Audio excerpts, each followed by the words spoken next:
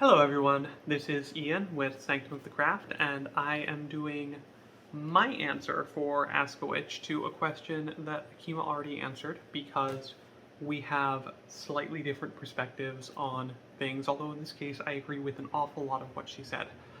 The question is, if a popular evangelical does something really bad and they absolutely deserve being punished for it, is it worth it to try and put a hex or use baneful magic against them? I've heard different things about whether or not it is a safe and viable practice to do so.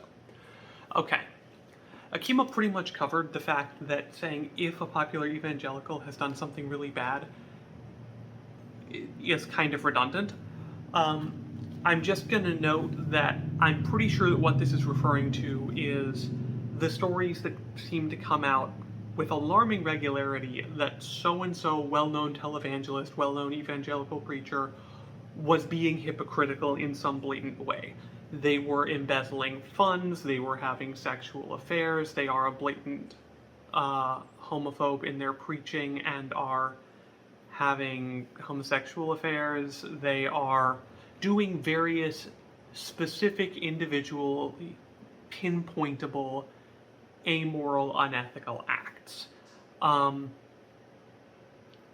So, and it then gets publicized because they're a popular televangelist. So I'm assuming that this question is in response to something like that.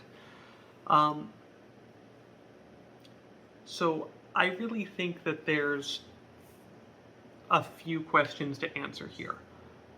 First,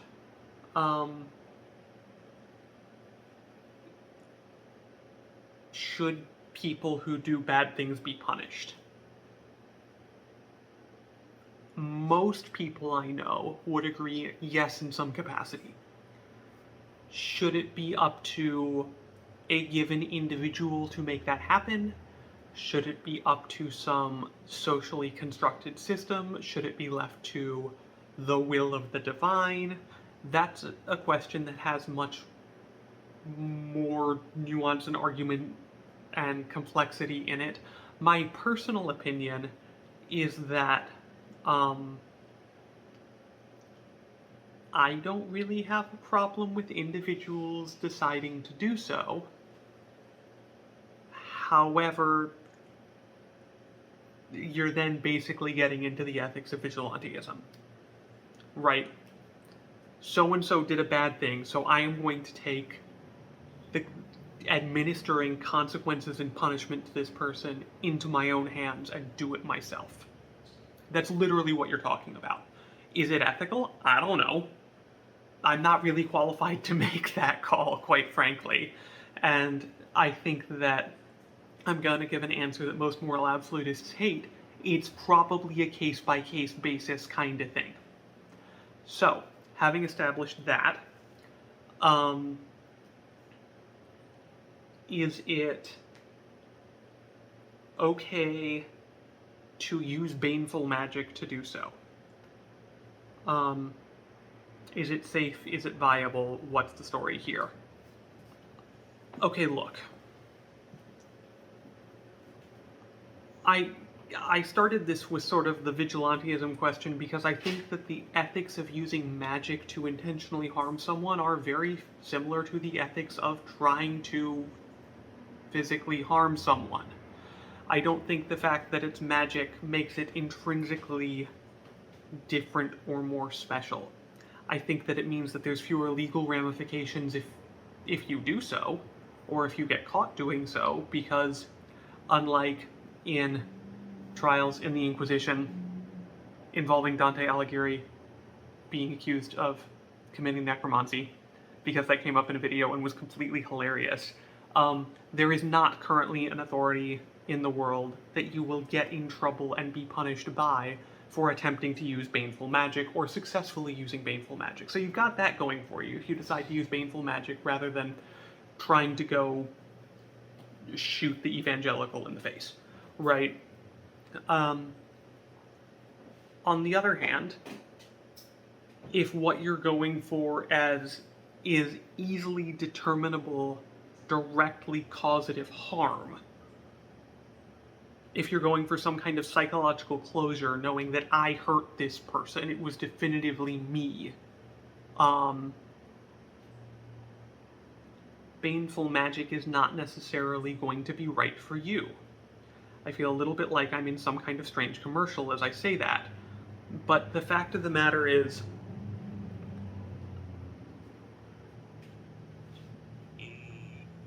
it's very difficult most of the time, not all of the time, but most of the time, to be able to be really sure in your mind that the magical working that you did and the analog world consequent thing that happened shortly thereafter are causally linked.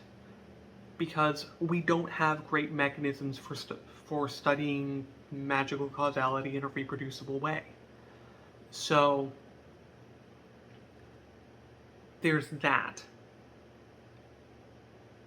I guess the question is, how much faith do you have in your own magic? How much of your goal is to cause harm? How much of your goal is to know you caused harm? Because there's definitely types of harm that you can cause with magic that someone with good publicity can just hide, right?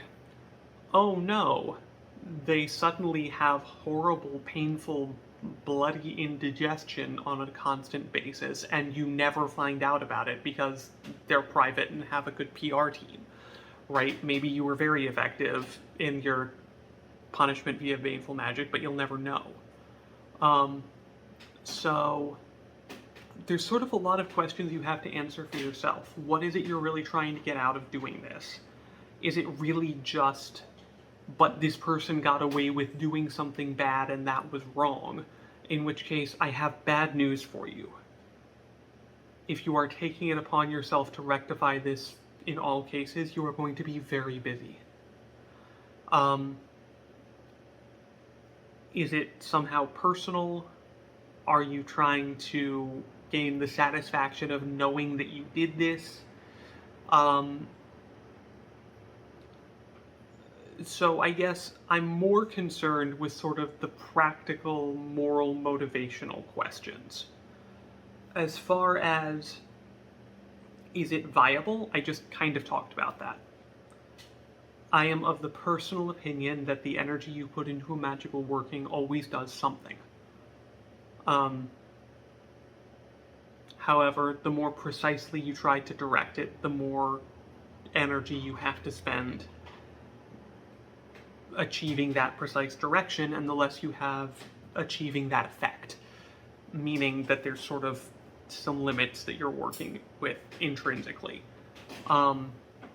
So as far as viability goes, sure, you can raise a bunch of energy and throw it in the direction of a person that you've linked to with whatever school of magic you practice, and then sort of take it on faith that punishment has been justly administered. Maybe you'll find out about it in the news, maybe you won't. As far as safety, it's a different kind of walking up to a powerful, evil person in the street and punching them. Right? I don't know, is that safe? Are you safer if you shoot them?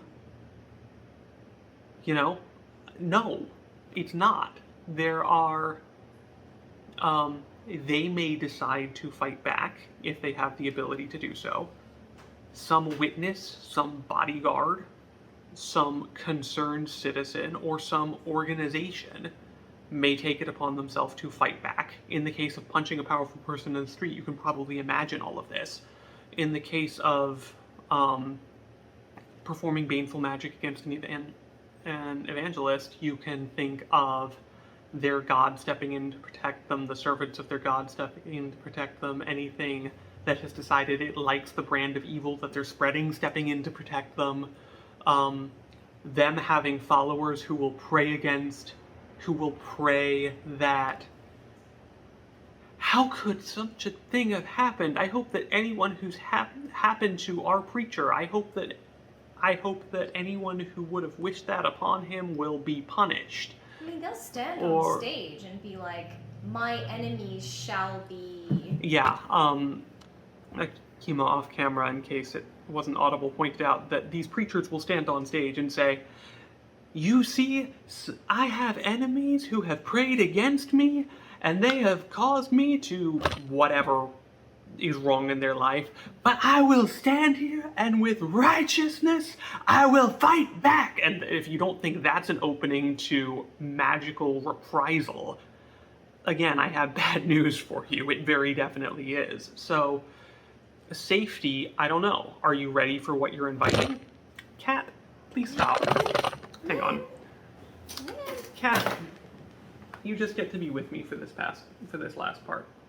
So, as far as safety goes, no, I wouldn't say it's necessarily safe, but if you feel prepared to handle the potential threats involved, go ahead. In terms of viability, I'd say you'll almost definitely succeed in doing something, but you may never know, and it may not be what you would have hoped for. So, with all that in mind, is that the best place for you to put your energy? That's a decision that you have to make as an individual for a specific situation on a case-by-case basis. That's it for now. Have a good night, day, time, everyone. Stay safe out there, and I'll see you next time.